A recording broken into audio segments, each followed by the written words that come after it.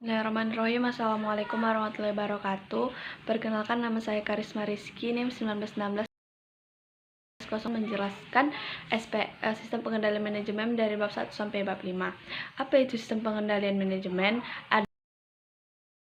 Adalah sumber-sumber yang menjamin bahwa sumber-sumber tersebut memang efektif dan efisien untuk kita melakukan suatu pencapaian dalam tujuan organisasi atau perusahaan. Nah, kegagalan dalam sistem manajemen ini ada 3. Yang pertama, kerugian bagi finansial yang besar. Yang kedua, rusak reputasi. Dan ketiga itu kegagalan dalam berorganisasi.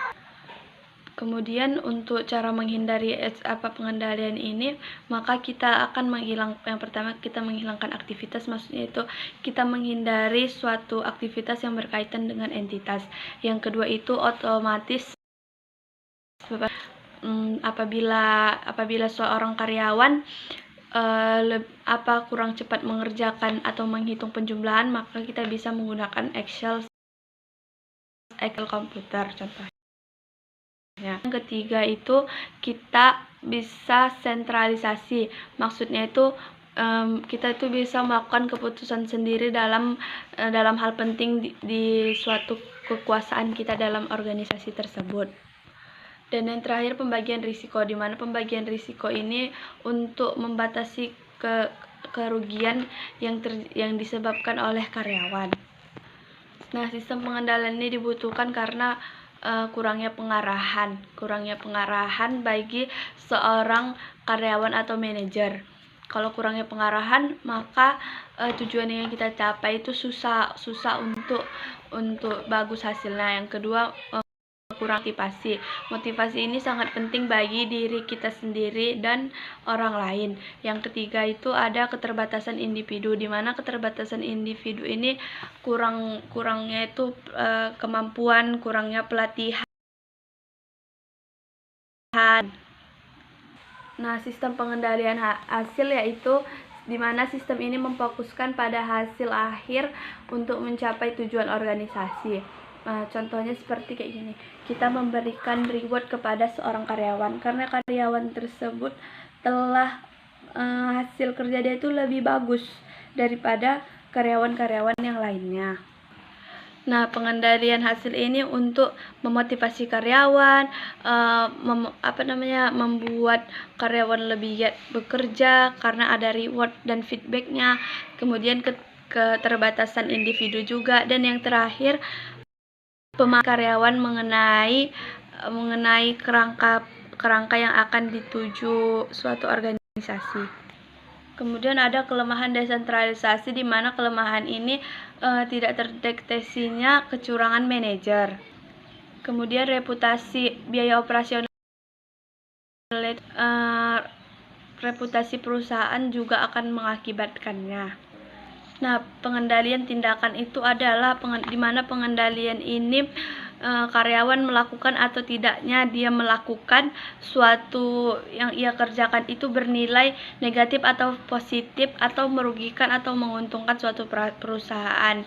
Disinilah pengendalian tindakan kita lihat.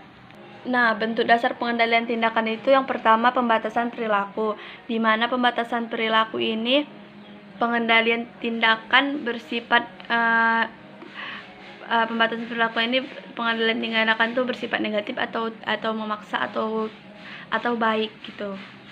Kemudian kedua, adanya penilaian pratindakan, di mana penilaian pratindakan ini adanya penyelidikan krisis terhadap rencana kerja karyawan. Nah, ini bisa disetujui atau tidak. Kemudian akuntabilitas tindakan, di mana akuntabilitas tindakan ini kita meminta karyawan bisa bertanggung jawab atas apa yang ia kerjakan. Misalnya di dalam laporannya itu terdapat salah catat. Nah, kita bisa meminta dia untuk mengulangi sampai benar pencatatan dalam laporan keuangan tersebut. Yang terakhir ada redundansi.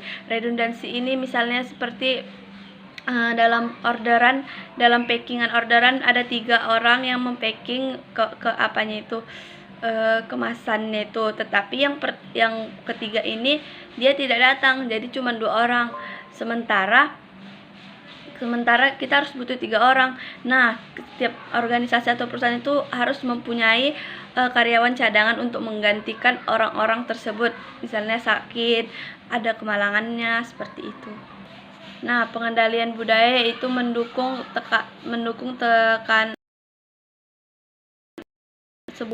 tekanan bersama yang kuat dari suatu kelompok terhadap individu yang menyimpang norma atau kelompoknya.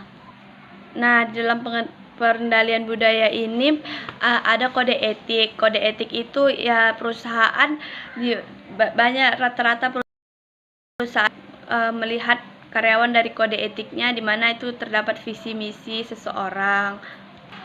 Kemudian ada kode desain, di mana kode desain ini untuk karyawan lebih mudah mengaplikasikan atau melakukan pekerjaannya karena udah ada kode desain yang dibuat oleh manajer atau organisasi-organisasi lainnya.